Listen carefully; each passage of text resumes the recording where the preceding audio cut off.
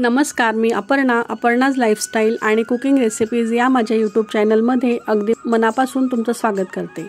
तुमच्या मनातील सर्व चांगल्या इच्छा स्वामी माऊली पूर्ण करोत ही स्वामीचरणी प्रार्थना करते आणि आजच्या व्हिडिओला सुरुवात करते। मंडळी, अनंत चतुर्दशी वर्षातून एकदाच येत असते।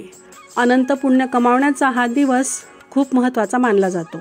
अनंत चतुर्दशीच्या दिवशी राजेशाही सुख प्रदान करणारा असा हा दिवस मानला जातो। अनंत चतुर्दशीचे व्रत हे अत्यंत प्रभावी तसेच महत्त्वाचे मानले जाते। अनंत म्हणजे जो कधीही मावळत नाही आणि कधीही संपत नाही। या दिवशी चतुर्दशीचे व्रत केल्याने चैतन्यरूपी शक्ती आपल्याला प्राप्त होते। तसेच चतुर्दशी म्हणजे चैतन्यरूपी शक्ती प्रदान होणारा हा दिवस आहे।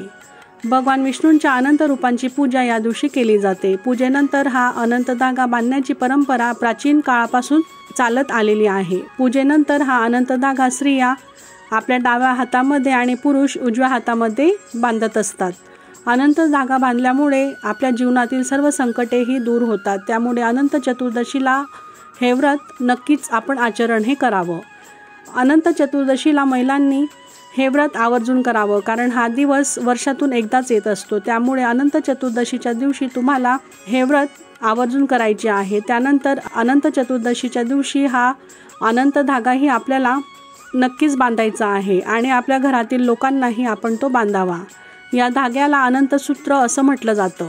अनंत सूत्राचा मंत्र आपण अनंत सूत्र हातावर बांधल्यानंतर म्हणायचा आहे। श्री भगवान विष्णूंची आरतीही म्हणावी आणि भगवान विष्णूंची या दिवशी आपल्याने जेवढी सेवा होईल तेवढी करायची आहे। या व्रतामुळे राजेशाही सुख हे प्राप्त होतं असं सांगितलं जातं। अनंत चतुर्दशीचे व्रत केल्याने अखंड लक्ष्मी प्राप्तीसाठी तसेच लक्ष्मीमध्ये वाढ होण्यासाठी आपल्याला हे व्रत आचरण करायचे आहे। बघा, अनंत चतुर्दशीचे व्रत जर आपण आचरण केले तर यामुळे आपल्याला निश्चितच आपल्या घरातील जे काही दुःख असतील त्यांचं निवारण देखील होत असते। त्याचबरोबर हे व्रत केल्याने आपल्या घरातील जी लक्ष्मी आहे तिच्यामध्ये देखील उत्तरोत्तर वाढ ही आपल्याला जाणवते।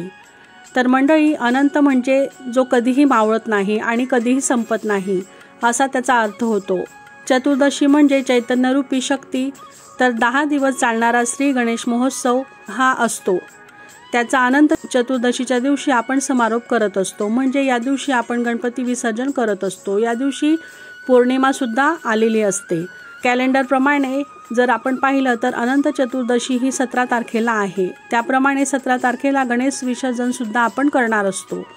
पण ही सेवा आपल्याला सोमवारी संध्याकाळी करता येईल। पूजा म्हणायची झाली तर या दिवशी आपण ती कशी करावी, तर आपण जी सत्यनारायण पूजा पौर्णिमेला मांडत असतो सायंकाळी, त्यावेळी सत्यनारायण भगवान विष्णूंचा आपण फोटो हा ठेवत असतो। त्या फोटोपुढे आपल्याला एक दिवा तेवत ठेवायचा आहे। त्यानंतर ही पूजा आपण गतवैभव प्राप्त होण्यासाठी तसेच श्री विष्णू देवतांना अनुसरून केलं जाणारे हे व्रत सर्वश्रेष्ठ मानलं जातं।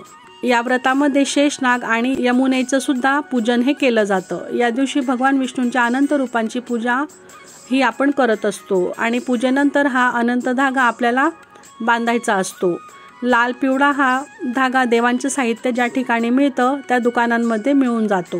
तो तुम्ही कोणताही धागा आणू शकता आणि तो आपल्याला आपल्या हातावर बांधायचा आहे। ही सेवा करून झाल्यानंतर स्त्रियांनी हा धागा डाव्या हातामध्ये बांधावा आणि पुरुषांनी उजव्या हातामध्ये बांधावा। आणि एक गोष्ट लक्षात ठेवावी की डाव्या हातामध्ये हा पुरुषांनी घालायचा आहे, तसंच घरातील जे मुलं असतील त्यांनीही डाव्या हातालाच बांधावा आणि जर घरातील मुली असतील तर त्यांनी उजव्या हातामध्ये हा धागा बांधायचा आहे। अनंताचा धागा बांधल्यानंतर आपल्या जीवनातील सर्व दुःख संकट हे दूर होतात। त्यामुळे तुम्हाला रात्री उशीर जरी झाला तरीही कृपा करून ही सेवा आपल्याला निश्चितच करायची आहे, कारण हा योग आपल्याला वर्षातून एकदाच मिळत असतो। आणि जर घरामध्ये कुणाला मासिक धर्म असेल तर घरातील दुसऱ्या व्यक्तीकडून आपण हे अनंत धाग्याचे पूजन करून मग तुमचे मासिक धर्म आटोपल्यावर तुम्ही हा धागा बांधू शकता। त्याचबरोबर सुतक असेल तर मात्र तुम्ही ही पूजा करू नये। आणि हे जे अनंत धागा आहे तो तुम्ही 3-4 दिवसानंतर तुमचं मासिक धर्म आटोपल्यावर तो तुम्ही हातावर बांधला तरीही चालेल। आपल्याला सगळ्यांना माहिती आहे की वर्षातून एकदाच ही सेवा आपल्याला करता येणार आहे आणि यावर्षी जर आपल्या हातून हा योग राहिला तर मग पुढच्याच वर्षी हा योग येणार असतो। त्यामुळे ही वेळ आपण अजिबात चुकवायची नाही। अतिशय महत्त्वाचा असा हा दिवस मानला जातो। त्यानंतर मी जसं तुम्हाला सांगितलं की अनंत चतुर्दशीची पूजा मांडणी अगदी साधी सोपी आहे, फार काही या पूजेसाठी लागणार नाही। तर बघा मंडळी, आपण चौरंग किंवा पाठा मांडलेला असतो, त्यावर आपण लाल वस्त्र टाकून घ्यावं। त्यानंतर आपण सत्यनारायणाची पूजा जर पौर्णिमेला तुम्ही करणार असाल तर त्या शेजारीच आपण दिवा तेवत ठेवायचा आहे आणि भगवान विष्णूंच्या पायाजवळ भगवान विष्णूंचे पाय चेपत असताना माता लक्ष्मीचा फोटो आपल्या सर्वांकडेच असतो। त्यानंतर शेषनागाचाही फोटो त्यामध्ये असतो, त्यामुळे ती देखील पूजा यामध्ये होत असते। आणि तुम्ही फोटो ठेवलात आणि त्यावर हळदी कुंकू, अक्षदा, तुळशी तसेच फूल आपण अर्पण करावं आणि दिवाही आपण प्रज्वलित करून घ्यावा। त्यानंतर आपण दिव्याचीही पूजा करून घ्यावी। हळदी कुंकू, अक्षदा, फूल हे अर्पण करावं। भगवान श्री विष्णूंच्या फोटोलाही आपण हळदी कुंकू, अक्षदा, दीप धूप दाखवावा। भगवान विष्णूंना तुळशी अतिशय प्रिय असते, त्यामुळे या दिवशी आपण विष्णूंना तुळशीही आवर्जून अर्पण करावी। विष्णू पूजन झाल्यानंतर आपल्याला विष्णू सहस्रनामावलीही म्हणायची आहे। 1001 नावं यामध्ये श्री हरी विष्णूंचीही असतात आणि त्याद्वारेच आपण तुळशीपत्र देखील 1000 हे आपण देवाला अर्पण करायचे आहेत। आणि जर तुम्हाला म्हणणं शक्य नसेल तर तुम्ही यूट्यूबला किंवा गुगलवरही ते लावून ऐकू शकतात। तर मंडळी, अनंत चतुर्दशीचे हे व्रत अत्यंत प्रभावी मानले जाते, त्यामुळे या दिवशी आपल्याला न विसरता ही सेवा आवर्जून करायची आहे। ही संपूर्ण सेवा झाल्यावर आपण विष्णू सहस्रनामाचं पठण करावं आणि त्यानंतर 1001 तुळशीपत्रही आपण अर्पण करावीत आणि मग अनंताचा जो धागा आपण घेतलेला असतो तो प्रत्येकाने आपापल्या हातावर बांधायचा आहे। त्यानंतर श्री गणेशांचे पूजनही आपण करावे। सत्यनारायण पूजनही या दिवशी आपण आवर्जून करावं। या दिवशी संध्याकाळी अनंत म्हणजे भगवान विष्णू यांच्या सत्यनारायणाची पूजाही आपण करत असतो। अनंत रूपी आनंद नाम आणि प्रसिद्ध असलेले भगवान विष्णूंचे 1001 तुळशीपत्र वाहून आपण पूजन हे आवर्जून करावं। तुळशीसारखे पावित्र्य भक्ती आमच्यामध्येही निर्माण होऊ दे आणि तुला प्रिय असू दे, तुझ्या चरणामध्ये हृदयात आम्हाला तिच्यासारखे स्थान प्राप्त होऊ दे, असे हे व्रत सांगते। गतवैभव वर्तमान काळामध्ये मनात शांती ही प्राप्त होऊ दे, हे सर्वश्रेष्ठ भगवान विष्णूंचे व्रत मानले जाते। तर या व्रताला खरंच खूप महत्त्व आहे आणि या व्रतामध्ये आपल्याला बघा वेगळे काही असं अर्पण हे करायचं नाही। तुम्हाला अनंताचा धागा पूजा झाल्यावर बांधायचा आहे। तो बांधताना जो मंत्र म्हणायचा आहे तो देखील मी डिस्क्रिप्शन बॉक्समध्ये देत आहे।